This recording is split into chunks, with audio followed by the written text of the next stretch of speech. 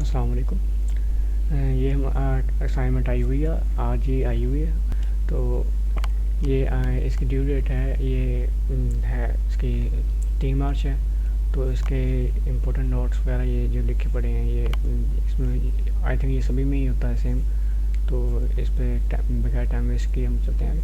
तो इसमें यही चीज़ लिखी होती है कि अपने कंसेप्ट अपना क्लियर करके लिखना है। तो ये चीज़ें हमारे लिखी हैं। तो इसमें 3 क्वेश्चन आए हुए हैं, जो 5-5 नंबर के, तीनों 15 नंबर के क्वेश्चन है। टोटल असाइनमेंट है। तो पहला क्वेश्चन वो कहता है कि एवल्यूट द इंटीग्रल। इंटीग्रल है 1 से 2 तक है। उसने 1/t दे दिया, माइनस आयोटा के होल स्केयर दे दिया। तो इसको हमने सिंप्लीफाई कर लेना है। तो इसको सिंप्लीफाई करने का ये सिंपल सा तरीका है कि इसका हमने स्केयर खोल लिया, ठीक है। स्केयर खोलने हमने इसको स्केयर खोलने को मैंने इसको सिंप्लीफाई कर लिया। तो यहाँ पर आयोटा स्केयर बन रहा था, तो ये मैंने इसको मेंशन कर दिया था कि ये पता चल जाए कि आयोटा का स्केयर यहाँ पर कहाँ गया, ठीक है। आप कंफ्यूज ना हो जाओ कि आयोटा का स्केयर पता नहीं कहाँ गया। तो फिर जो ये 2 जो आया, ये फार्मूले वाला 2 आ गया। ये बन गया ए स्केयर, ठीक है। ये ए स्केयर था प्लस बी स्केयर हो गया, -2ab आ गया। और 2 जो था ये यहाँ आ गया। तो हमने फिर इंटीग्रल को अंदर अप्लाई कर दिया।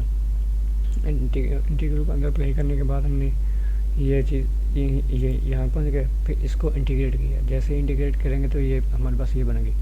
और ये जो थी ना 1/t, ये हमारे पास बन गई ln, ठीक है। मैंने वो ये चीज़ लिखनी थी, थोड़ी चीज़ें लिख दी, तो इसलिए सॉरी, माजरत है। तो ये ना जो नेचुरल लॉग बन जाएगा। नेचुरल लॉग किसका बनेगा? 1/t का, ठीक है। फिर हम आगे चलते हैं। इसके जो लिमिट्स वगैरह इसको पुट करते हैं। ये मैंने इसको सिंप्लीफाई किया यहाँ से यहाँ तक, ठीक है। ये 2 स्टेप मैंने सिंप्लीफाई करने में करे। तो ये यहाँ पर फिर ये भी सिंप्लीफाई यहाँ तक ही मैं सिंप्लीफाई किया। स्टेप काफ़ी मैंने बढ़ा दिए। तो फिर हमने यहाँ पे इसकी लिमिट पुट कर दी है, ठीक है। लिमिट पुट करने के बाद हमारे पास ये चीज़ बन गई। अब ये प्लस का ये 1 और ये माइनस का हाफ है। प्लस में से जो +1 में से माइनस हाफ गया तो हाफ बच गया। तो मैंने तो ऐसे सिंप्लीफाई कर लिया। तो आप अपनी तरफ से सिंप्लीफाई कर लेना जिस तरह। तो 2 में से 1 गया, 1 आ गया।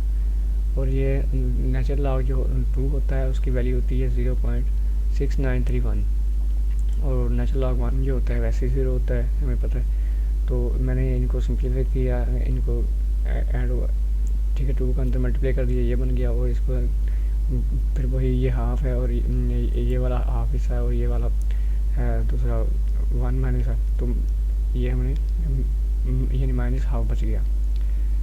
अच्छा, अब दूसरा क्वेश्चन पूछ रहा है कि find the arc length of the circle. अब सर्कल की आर्क लेंथ है मालूम करने का जो फार्मूला है, वो लेंथ ऑफ आर्क जो फार्मूला हमें गिवन है कि इंटीग्रल जो है ए से बी तक है। और एक्स का डेरिवेटिव टी के लिहाज से है, ठीक है, स्केयर है। फिर वाई का डेरिवेटिव है टी के लिहाज से है। तो अब ये एक्स टी क्या चीज़ है ये भी हमें पता है, हमने पढ़ी हुई है। तो नहीं भी पता तो चूँकि मसला नहीं मैंने लिख ली है। तो ये टी के लिहाज से बन गया cos 2 और t+2 आ गया, क्योंकि हमें ये क्वेश्चन में ये चीज़ यहाँ पर गिवन दी हुई है, ठीक है। ये हमें इस एंगल से पता चल रहा है कि ये एंगल इसका t+2 है, ठीक। तो ये हमने कोस का बना दिया। एक्स कॉस के लिहाज से होता है, वाई के साथ साइन होता है। तो हमने क्या किया, एक्स का डेरिवेटिव, पहले एक्स का सिंपल लिखा, फिर उसका डेरिवेटिव लिया, ठीक है। डेरिवेटिव ये बन गया। और ये जो है ये वाई का लिखा, फिर वाई का इसका डेरिवेटिव लिया। तो ये इस तरह बन गई। अब यहाँ इसी फार्मूले में हमने ये इस फार्मूले में हम पुट करेंगे, ठीक है। इसी फार्मूले में जब पुट करेंगे तो ये हमारे पास ये चीज़ बन जाएगी। तो ये जो 0 से 2π तक लिमिट है यहाँ पर दी हुई है, देखो वो कह रहा है 0 से 2π तक लिमिट। तो हमने वही लिमिट रखी है। अब देखो कि एंगल इन दोनों ये साइन का तो स्केयर जो है वो तो माइनस बाहर नहीं आने देगा, तो इसका वैसे ही माइनस नहीं होता कॉस का। तो ये अब वही फार्मूला बन गया, ये मैंने लिख दिया फार्मूला कि sine square theta plus cos square theta 1 के होता है। अब ये देखो साइन स्क्वायर है प्लस कॉस स्क्वायर है, तो ये 1 बन गया। 1 का स्क्वायर रूट 1 ही होता है, तो मैंने 1 लिख दिया। अब 1 का इंटीग्रेट करेंगे तो टी के लिहाज से करेंगे तो टी आ गया, ठीक है, आर्क लेंथ आ गया, और प्लस सम कांस्टेंट आ गया। तो हमने ये upper limit minus lower limit put की तो 0 आ गया। तो हमें पता चला कि sine so length of arc is 2 pi. अब लेंथ ऑफ आर्क 2 पाई आ गई। अब क्वेश्चन नंबर 3 जो है उसमें पूछ रहा है कि evaluate the integral E minus G T derivative of T. अब इसको कह रहा है कि रियल जी जो है रियल जी ग्रेटर देन 0 है। और जो रियल जी जो क्या है हम देखते हैं। अब लिमिट यहाँ पर हमें पता है कि ये मैंने ये इन्फिनिटी करा ना, मैंने इन्फिनिटी को एम पुट कर लिया सिंप्लीफाई करने के लिए। फिर मैंने जी को पुट किया एक्स प्लस आयोटा वाई, ये मैंने साथ में लिख दिया कि कैसे पुट किया है, ठीक है। तो ये मैंने पीछे पढ़ा भी हुआ है। तो इसको मैंने सिंप्लीफाई किया है। अब मैंने इसको ये मल्टीप्लाई हो रहे थे, मैंने इसकी पावर तोड़ दी है, तो ये आपस में अलग अलग हो गए। जब ये अलग अलग हुआ तो मैंने आयोटा वाला जो होता है एलर फिल्म से मैंने वो यहाँ पर लिखा। आप भी करके देख लेना, ये पता चल जाएगा ये एलर फिल्म से लिखा हुआ है, ठीक है, बाय एलर फार्मूला। तो ये एलर फार्मूले से निकला है ये चीज़ यहाँ पर पुट की मैंने, ठीक है। इसमें पुट करने के बाद हमने ये चीज़ बना दी। अभी बाद में मैंने इंटीग्रेशन को अंदर अप्लाई कर दिया। इंटीग्रेशन को अंदर अप्लाई करने के बाद ये हमारे पास ये फॉर्म बन गई। अब ये सारी फॉर्म हमने यहाँ से यहाँ तक जो काम किया है ये किस लिए किया है, हमने सिर्फ ये चीज़ मालूम करने के लिए किया था कि since both integral on right convergence, so x जो है वो ये वाला एक्स रियल है और ग्रेटर देन 0 है, जी जो है। अब मेन क्वेश्चन यहाँ पर है, वो तो हमने सिर्फ वो ऊपर वाला था, वो तो हमने सिर्फ ये चीज़ मालूम करने के लिए किया था बस। तो आप यहाँ से स्टार्ट कर सकते हो, कोई मसला नहीं है, इससे भी क्वेश्चन ठीक है। तो ये हमने इसी का ये जो फंक्शन था हमारे पास ये वाला, ठीक है, इसी का हमने डेरिवेटिव लिया, ठीक है। डेरिवेटिव लेने के बाद हमारे पास ये बन गया, ठीक। ये डेरिवेटिव हमारे पास बना तो हमने कह दिया कि जो मैंने फिर इसकी लिमिट जो है वो वहीं से रख लिया।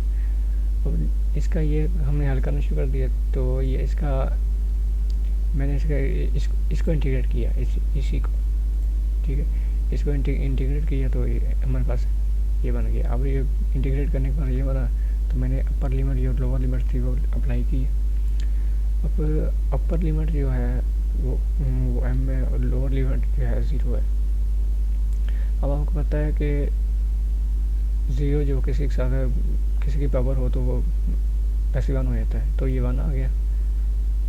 तो ये माइनस आ गया, ये माइनस इस माइनस की वजह से है।